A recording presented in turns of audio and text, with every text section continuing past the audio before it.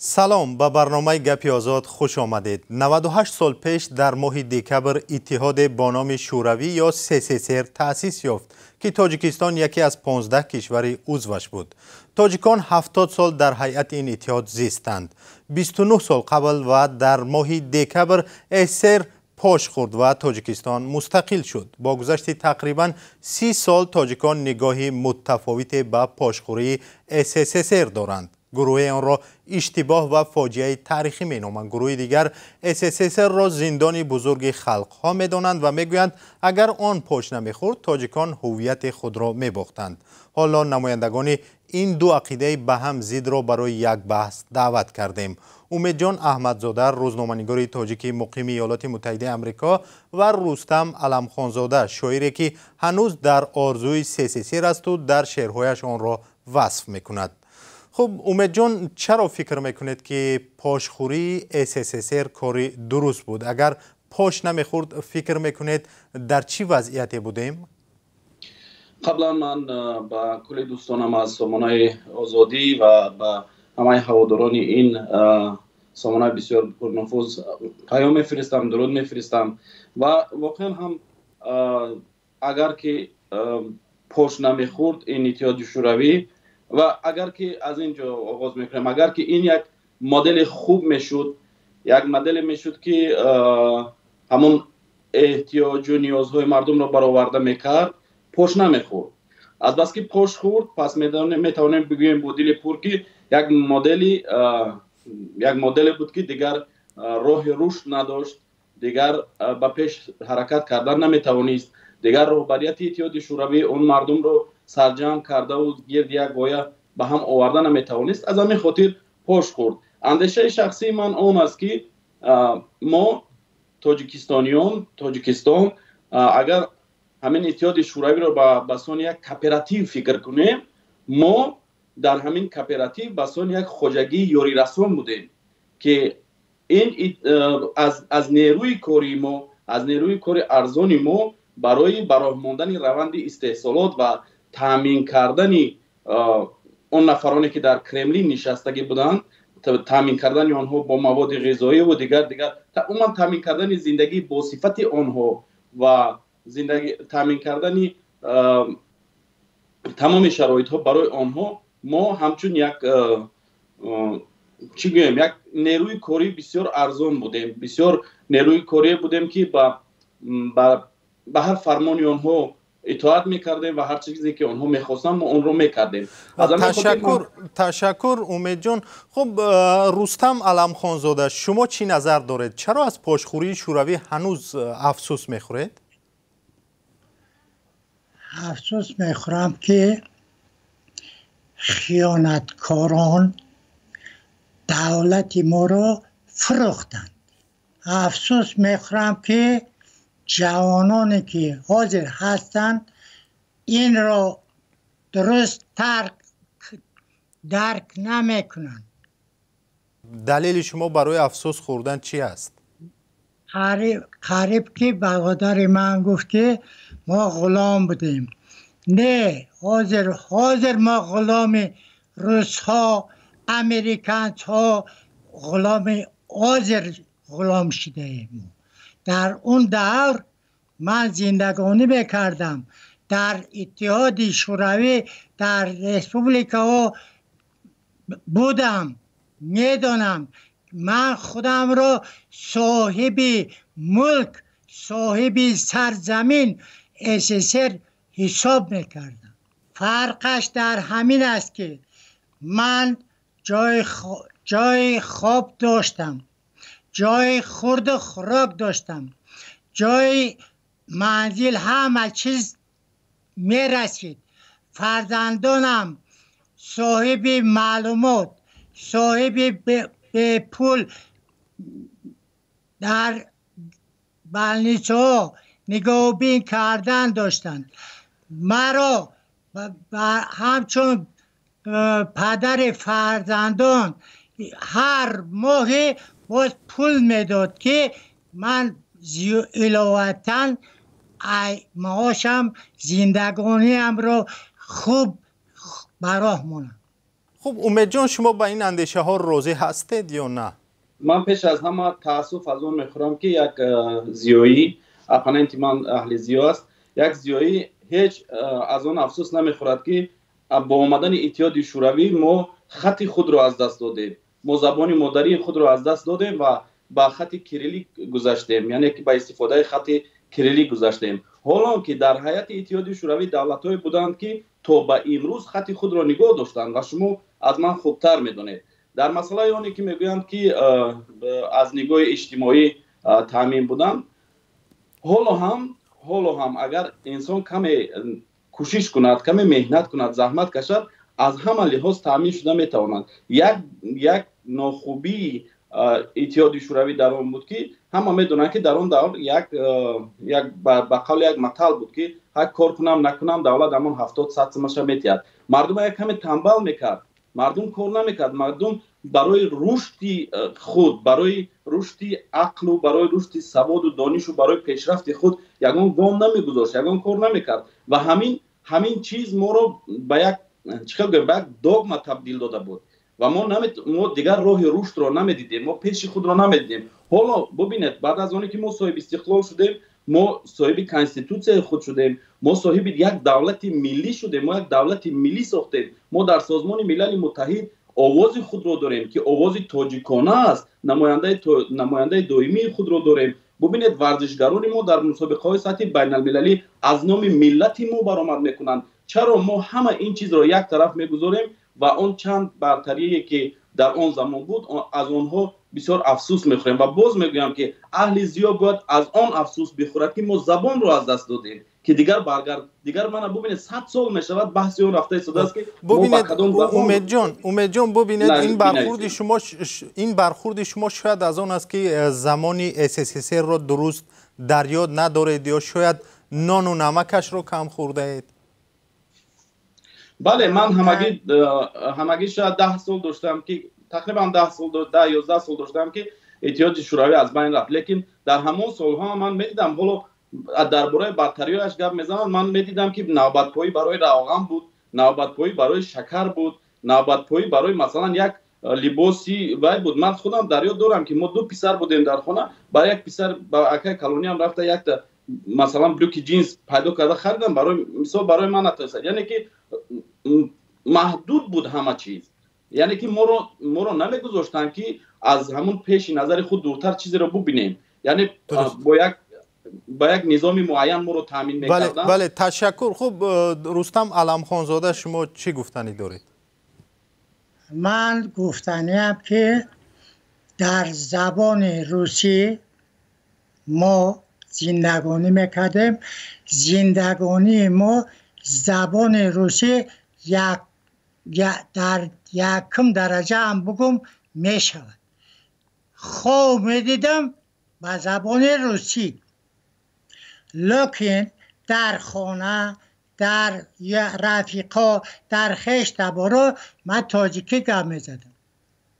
این یک طرفی کن که مرا زبان روسی جهان بینی من بهتر کرد.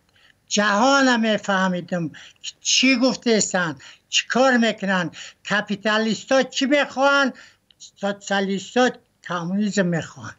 فهمیدی؟ همین را میفهمیدم. با این اندیشه هستیم که هویت خواهی و زبان ملی، دولت ملی داشتن اشتباه بود؟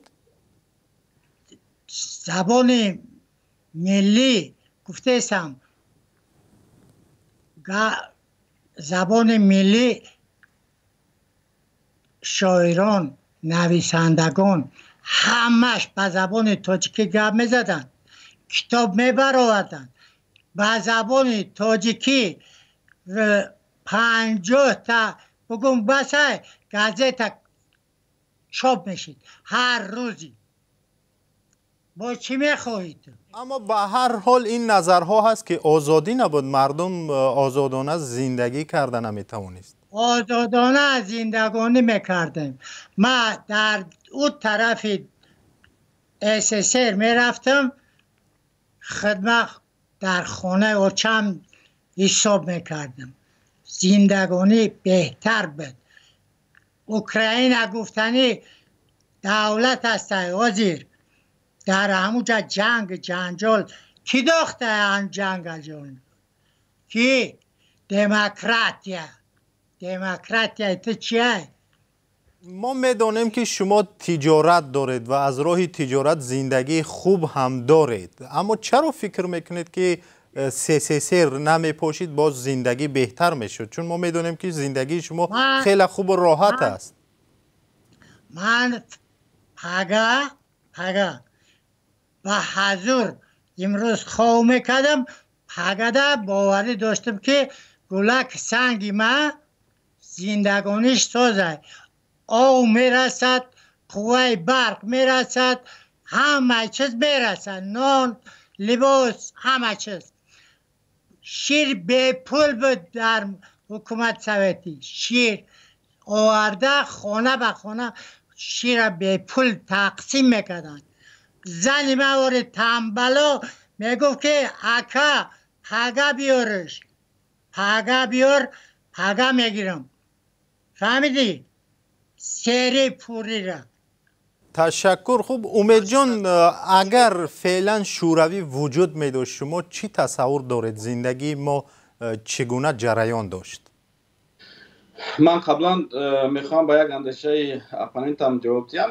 در مورد اوکراین میگوید اوکراین ها چیکار کردن نکردن، آنها زبان خود را حفظ کردن. یک دوم شما میگوید که اون وقت شما با زبان روسی حرف میزدید، امروز جوانان ما با زبان روسی، انگلیسی، نیمسی، خیتایی، فرانسوی، دیگر با چندین زبان ها جوان های ما سخن میکنن، صحبت میکنن. این خوب است زبان دانستن، بسیار خوب است زبان دانستن، به نهایت خوب است. لیکن باز میگویم که اگر اتحاد شوروی پشت نمیخورد ما همچون ملت در عرصه جهان نمیتوانستیم که صدا بلند کنیم. ما ملت نبودیم، ما را همه روس میگفتن. حاضرم ما در امریکا زندگی میکنیم، میپرسن که از کجا میشید، میگویم از تاجیکستان، میگوین رشا، یعنی که ما را روس میگوین.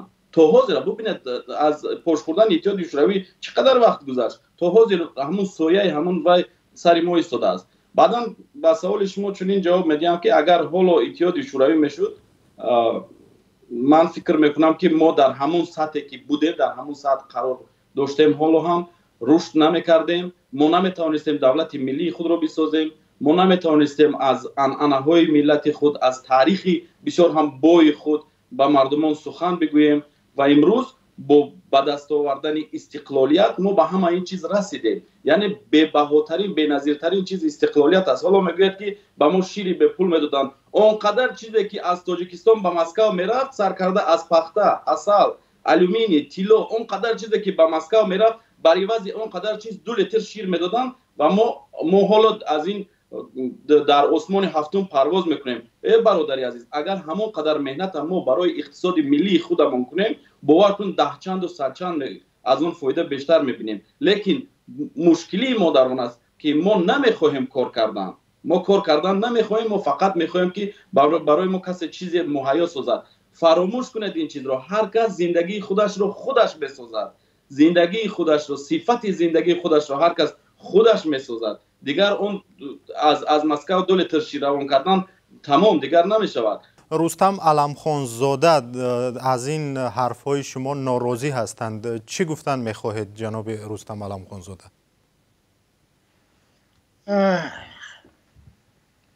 من گفتنیم که یه برادر به اشتباه راه داده ایستاده است. دیگه کتابا را نخوندن. آرزوی و آمال همه شاعرها زیست زندگانی بهترین بود. فهمیدی؟ این برادر نمیفهمد، فهمیدنی هم نیست. چی چیز نفهمیدن؟ کدام زیست زندگانی بهترین نمیفهمد. چی بود همون زیست زندگی بهترین همه چیز، همه شرایط مده مهیا بود. حالا نیست؟ حالا نیست؟ نیست. شما فعلا کار میکنید با خانواده اتون، تا جای ما میدونیم تجارت دارین و زندگیت شرایط زندگیتون بد نیست. یعنی از این احساس می شود که هر نفر کار میکند زندگی خوب و راحت دارد. نه نداره. تشکر. حالا همکارم عین سوال را از ساکنان در خیابان‌های دوشنبه پرسیدند که پاشخوری شوروی خوب بود یا بد. بیایید با هم ببینیم و بعداً بحث را ادامه می‌دهیم. По-моему, проще было. И дешевле, по-моему, было жить. Сейчас все дорого. دوره شوروی با فکر من خوبتر بود. حاضر همه چی هست و فقط وقت خوش نیست. حاضر خوبتر چون دوره شوروی. آبادی نقص آبادی. دوره شوروی بسیار خوب بود. 1980 در خاطر ما هستم و 50 ساله بودیم. زندگیمون تنج بود. روز فقط عدم پرابلم زندگی. خیلی دوره هم بد نبود، ساز بود. مثال خیلی مردم رفتن نمیتونستن هر سال. حاضرم خیلی مثال مردم میرن آزاد مثال جایی که خواهن رفته سیان. خوبی داد که همه آسوده بود، همه در همین دو توز نبود، همه تنج بود، همه در مغازه یک نرخ یک چی بود. روز در یک заправка یک نرخ، در یک заправка دیگه نرخ. دو در یک مغازه دیگه نرخ. نظارت در سودا ترگل مخن سه سودا داریم. بوغالتری مولی داریم، لیکن نیست یگون. ساحته که نظارت کنن و یک استانبول نرخ باشه. ای بالا هم کم میگن ای تا یگون اجرا نمیکنن. در دوره شوروی خوبی‌های اساساً در ساحه تندرستی. همون تلفن میکردی همین نور سیقتی خودش در می اومد همین چیز یعنی چی کمبودی بود اجرا میکرد پیرو دا مثال میگیریم پدرمون همین خیلی میره حاضر کم خیش دیگه بعدی های دوره شوروی اساساً فرهنگ ما رو پرمول کردن هم خداش میدونن دیگه. کسایی که امروز زندگیشون بد است باور دارن که شوروی خوب بود، اما کسایی که زندگی خوب و بهتر دارن امروز در قصه شوروی نیستن. ولی واقعیت این است که همگی 15-20 سال آخرش خوب بود که فراوانی بود، مسئله های اجتماعی یک کمی به تنظیم در آمده بودن. به این خاطر مردمی که اون دوره زندگی بهتر داشتن و حالا زندگی نچندان خوب دارن در مقایسه به امروز میگن که دوران شوروی خوب بود. ولی ما نباید فراموش کنیم که چه پرداختی بزرگی کرده بودیم به خاطر رسیدن به همون 15-20 سال آخر مثلا فراوانی شوروی. چقدر ملت‌های ما رو کشتن، گذشته‌های ما رو کشتن، باب و اجداد ما رو کشتن، کتاب و دفتر ما رو سوزاندن، مسجد و مدرسه‌های ما رو سوزاندن. اینو نباید فراموش کنیم. قانون‌های بسیار سختی که شوروی داشت، حتی کودک‌های 12 ساله را به قتل محکوم می‌کرد، انسان‌های باسواد به درغه می‌کرد، شکنجه و زندان می‌کردند. اینها نباید فراموش شوند. تشکر. یادآور می‌شویم که شما در برنامه گپی آزاد صحبت امیدجان احمدزاده روزنامه‌نگار تاجیک مقیم ایالات متحده آمریکا و شاعر رستم علمخانزاده را تماشا دارید که در تاجیکستان قرار دارند. خب بسیاری ها به این نظرند که تاجیکان در زمان شوروی از حق درست برخوردار نبودند. این نظر هم هست که تا سالهای 70 در شوروی قشاقی بود و حرفهای همه زندگی برابر داشتند واقعیت نداشت. رستم خان علمخانزاده مگر چنین نبود؟ چنین نبود. سال 70 50 معاشی بیوهی که بدک 70 سوم تشکیل میکرد. مبلغی 70 سوم معاش میرسید، هم آرد، هم روغن، هم لباس، هم صابون، همه چیزا میرسید. بیوه میگفتیم میگرفتن محکمت میکردن. فهمیدی؟ یگان کمبودی نبود. همه زندگانی مردم بهترین بود. همه چیز میرسید. اما 70 سوم معاش هم روغن میشید، هم صابون میشید، هم لباس دفتر پولی میشید، گلکات دفتر میخریدی میدادی. حاضر چی؟ این کدام معاش قطعی خیلی زندگانی میکنی. حاضر نمیشود. تن فروشی نبود. خوب این اندیشه هم هست که حقوقی برابر نبود، مثلا به ملت ها برتری داده میشد. تاجیکان از حقوقی که دیگر ملت ها داشتند برخوردار نبودند. همه گرایدانان حکومت سویتی برابر بدن، برادر بدن، در شعارش برابری گفتگی پلاکت داشت. حاضر کی ترا میگه که برابرن، کی میگه که برادرن؟ حاضر دشمنی همدیگرن. مثلا حالا شما برابری یا عدالت احساس نمیکنید چنانه که زمان شوروی بود؟ نه حاضر اگر بغلطی به صاحب میبری، تمام مرده تنه صاحب پیدا نمید. علم خانزاده به این نظرن که برعکس تاجیکان در زمان استقلال بیشتر رنج میبرند. هزاران نفر مهاجر شدند، در کشور هم ناعدالتی بیشتر شد. همین اندیشه ها باعث شده است که از پاشخوری شوروی با گذشت سالها هماندیشان رستم علم خانزاده افسوس میخورند. به این چی نظر دارید؟ همین نظرسنجی که از مردم کرده در کوچه های دوشنبه، همین برادری که آخران صحبت کرد، فکر میکنم تمامی همین مغزی بحث امروزه ما رو ابراز داشت و گفت. و چیز دیگر اون است که از هر نفری که از او در مورد اتحاد شوروی سوال میکنی، یک چیز رو میگوید که ما ارد داشتیم، ما روغن داشتیم، ما دیگر چیز داشتیم، لیکن آخر شرایط خوب زندگی نداشتیم. بیایید کوچه به کوچه میگردیم، در کدام کوچه ها شما خانه های امین وای میبینید، خانه هایی که یک کمی خوبتر باشد، یا که خریداری کردن ولاسیپد یک ارزوی بزرگ بود. یک автомашین ماسکویچ که پسترین صفت را دارد، برای دسترس کردن اون چقدر مشکلی ها بود. یعنی این مشکلی ها رو همه رو فکر نمی کنند. و بازم میگم که اونی که اینقدر ما خط رو از دست دادیم، اینقدر رو برادر گفت که اینقدر عالمان ما رو، اینقدر متفکران ما رو قربانی هر دسته ها دیگر کرد. تشکر امید جان. اما فعلا ببینیم وضع تا کجا بهتر شده است. مثلا حالا هم نرخ‌ها بالا می روند و مردم خیلی از این ناراضی و عصبانیت هستند. یعنی ما شوروی از هم پاش خورد، ما صاحب دولت ملی شدیم، اما وضع شما تا کجا فکر میکنید که بهتر شده از نگاه اقتصادی؟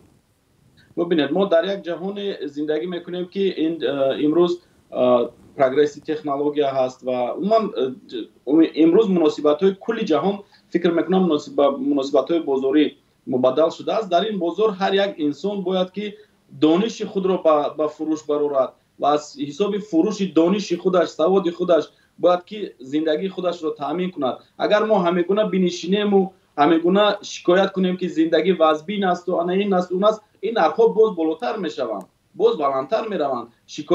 شکایت خوب است، به مورد است، در جایش باشد به مورد است، لیکن از صبح تا شام نشسته شکایت کردن این با ملت و با بازار و با دسترخوان ما یگان وای نمی کار کردن در کار، مهنت کردن در کار، محصولات هایی که برای داخلی بازار داخلی ما بسیار ضرور هستند، استحصال اون رو در داخل ما باید برامونیم. اصلا ما دیگر هیچ کس نمیکند. و اتحاد شوروی رفت که یک سیستم معین بود که در یک گوشه اتحاد شوروی مثلا یک کنسرو را استحصال میکردن و هم را به همه تقسیم کرد. نه، حاضر هر یک کشور باید خودش کند. یگان دولت دیگر به مثل شهروندان یگان دولت دیگر به مثل ما نشسته خیلی افسوس نمیکنه. آنها از پی برآمدن تکنولوژیشون شدن، از پی برآمدن استحصالاتشون شدن.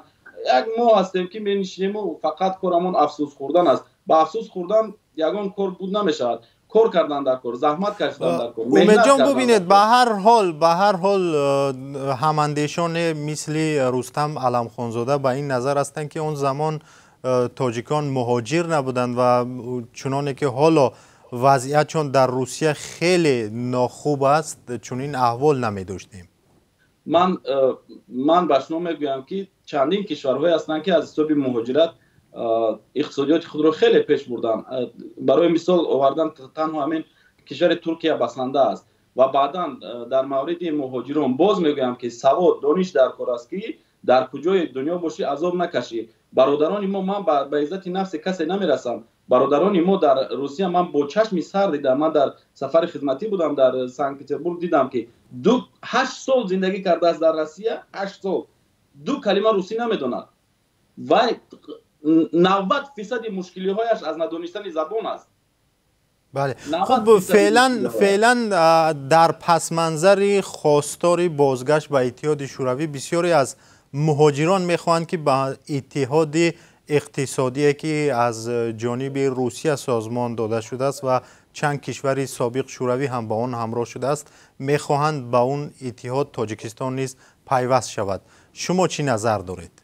پیوست شدن به اتحاد، به چنین اتحادها، این قربانی کردنی اقتصاد ملی است، یعنی که بوغی کردن اقتصاد ملی است و کشورها بسیار ابرقدرت هستند. ما حالا خیلی با زوری و خیلی با زحمت‌های زیاد تا یک اندازه استحصالات داخلی خود را براه مانده ایم. امروز ما همراه این سازمان‌ها شویم. اگر این اندیشه شخصی من است، من متخصص این ساحه نیستم، لیکن اندیشه شخصی من آن است که شامل شدن به چنین اتحادها از دست دادن استقلالیت اقتصادی است، از دست دادن استقلالیت است و ما استقلالیت رو ما با خون دل به دست آوردیم. تشکر. خوب از رستم علمخانزاده میپرسیم که شما جانبداری اتحاد با روسیه و دیگر کشورها هستید یا نه؟ مثلا اتحاد اقتصادی که تلاش دارند تاجیکستان با آن همراه شود.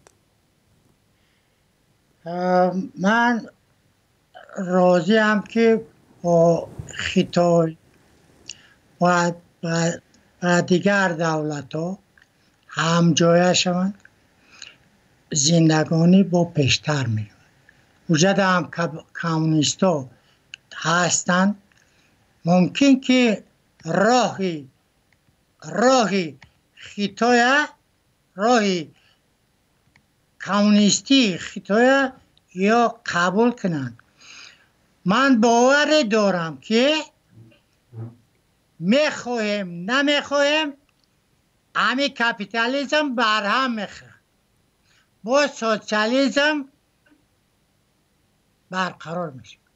میگن که خطای روسیه با همه کشورها همکاری کردن در کار، لیکن با بینابر گرفتن منفعت های ملی با همه کشورها مناسبت کردن در کار. از این روی گریز نیست. ما میکنیم با خطای، با روسیه، با چین، با فرانسه، با تمام دولت ها ما همکاری میکنیم، لیکن این همکاری باید متقابلا سودمند باشد و باید که منفعت های ملت ما زیر پا کردن نشوند، نادیده گرفتن نشوند. درباره شوروی گفتم که شوروی آرزو و آمال خلقهای روی زمین است. قریبی که افریقا ده سوسیالیسم ساختن، امریکا ده سوسیالیسم ساختن، در دیگر دولت ها سوسیالیسم ساختن. در افغانستان نمی همسایمون جنجال رفته است که همونجا سوسیالیسم ساختن. همچون متخصص ما را دعوت کردن که بعد دستی با قلم خطان و عقل خطان در همونجا سوسیالیسم بسازیم. تشکر. خوب امید جان خیلی کوتاه. خب ببینید، ما نمیتونیم یک مرحله تاریخی رو کلان بد یا نیک بگوییم. بود در اتحاد شوروی بود عامل هایی که بد بودن چیزهایی که نیک بودن. وظیفه ما امروز اون است که همه اون چیزی که بد بود اون رو دیگر تکرار نکنیم، اشتباه رو تکرار نکنیم و از اون مرحله هم چیزهای نیکش رو گرفته برای بهتر کردن صفت زندگیمون استفاده کنیم و پایه های استقلالیت دولتمون رو مستحکمتر کنیم و بهر رشد کشور ملیمون تاجیکستان عزیزمون همیشه زحمت بکشیم و همیشه دعا کنیم که مردم شریف تاجیکستان سربلند باشد و تاجیکستان عزیزم آباد. تشکر. تشکر از امید جان احمدزاده، روزنامه‌نگار تاجیک مقیم ایالات متحده آمریکا، و رستم علمخانزاده از تاجیکستان که هنوز در وصف SSSR شعر ایجاد میکند. سپاس که در برنامه گپی آزاد شرکت کردید. سلام.